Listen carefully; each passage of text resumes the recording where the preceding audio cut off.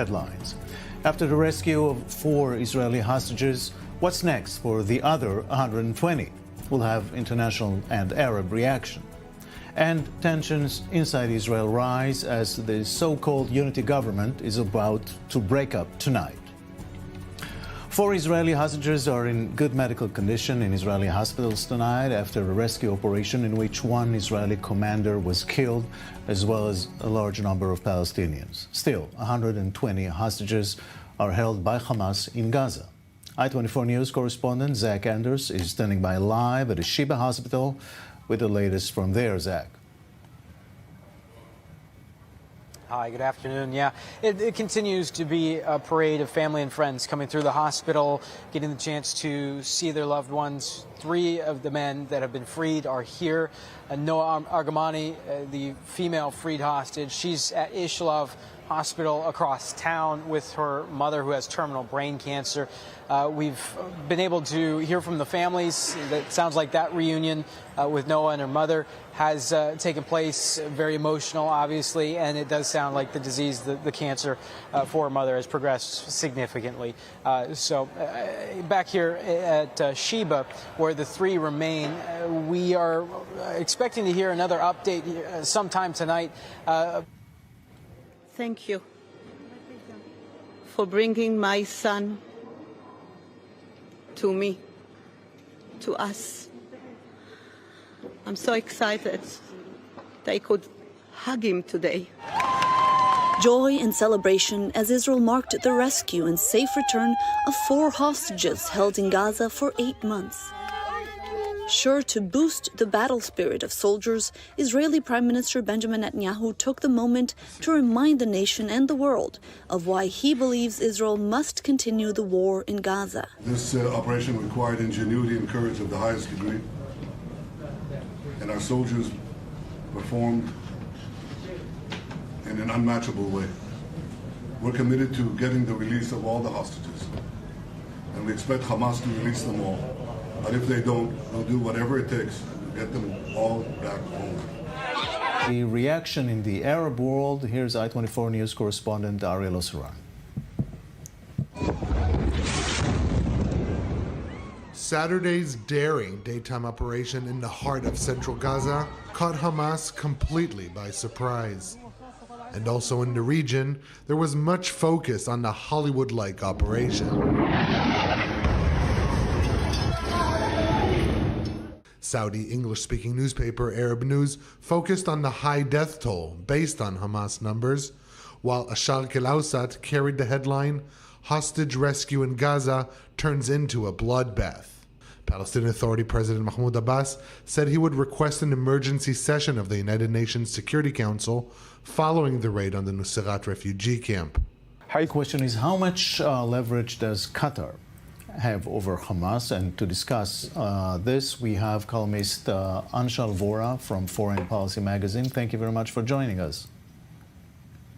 Thanks for having me.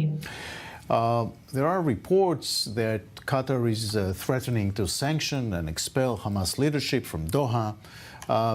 Do you buy this, first of all? I'm not very sure, to be honest. It's not impossible. It is possible because at the end, as far as my understanding goes, Qatar values its relationship with the U.S. above its quite prominent and heartfelt sympathies for the Palestinian people and the Palestinian cause. And in that context, I can see it happening. But when I look at the reporting, I would like to sort of look more deeply into it and think of where is the story coming from. Because according to my own sources in Qatar, last I spoke to them should be about 1.5 months ago, they had not asked Hamas, they had not threatened Hamas with expulsion. And even then, these reports were floating around. So I'd say with a pinch of salt, I think they're still hedging their bets in a different direction, and that is that there could be a more enduring ceasefire before Hamas releases hostages, because my understanding is that Qatar actually backs principally and ideologically Hamas's position that in exchange for Israeli hostages, Israel should agree to a permanent ceasefire. Ron, welcome back. Let's go to Lebanon-Israel border. Hezbollah is raising its scope of attacks on Israel, both in quantity and quality. Here's more in the next report.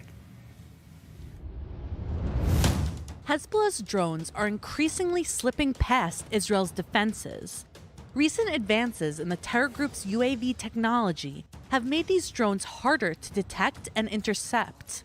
On Wednesday, a drone attack on the village of Hofesh resulted in the death of an Israeli soldier and injured 11 others. Alarmingly, there were no prior infiltration alerts. Hezbollah is definitely challenging Israeli technology. On the one hand, what you want to do is to have more alarms to make sure that you don't get inside drones that you have not detected. There is no clear-cut, easy answer right now. While drama in Israeli politics, in less than an hour, Benny Gantz is expected to leave the so-called unity government. Gil Hoffman from Honest Reporting is with us. Good evening. Good evening. So Netanyahu is left tonight with the extreme right. Where is this going?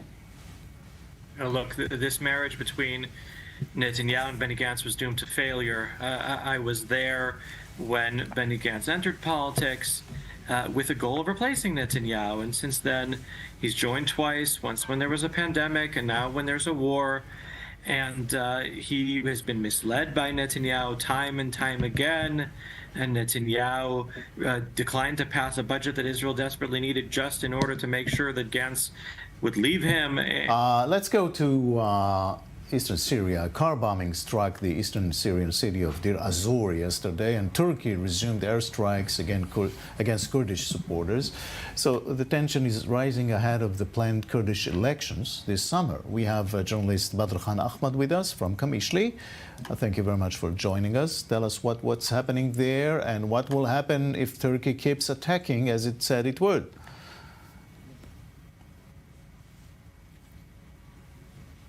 Living with a little not stability and stress with what Turkey is doing.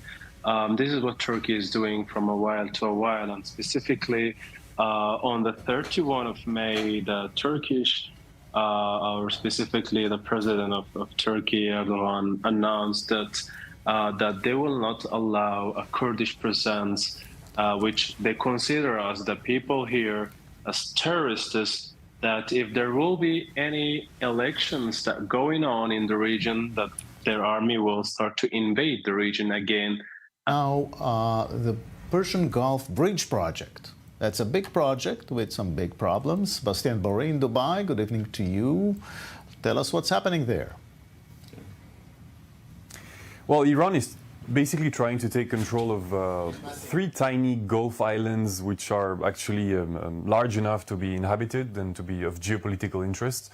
The Revolutionary Guards are going to build hundreds of housing units on them, which will be able to accommodate thousands of people in addition to the ones who already live there. And within this population, there are and there will be civilians to whom Iran will offer free land and bank loans to build additional housing. And there will also be, but Iran will not admit this publicly, soldiers tasked with monitoring the region with a whole bunch of military observation and interception equipment, because these bits of land are right in the middle of the Persian Gulf, about 40 kilometers from Dubai, where, as you know, a quarter of the world's oil and gas trade transits. Hence, the importance of these islands, which offer to those who own them almost total control over all the ships entering and leaving.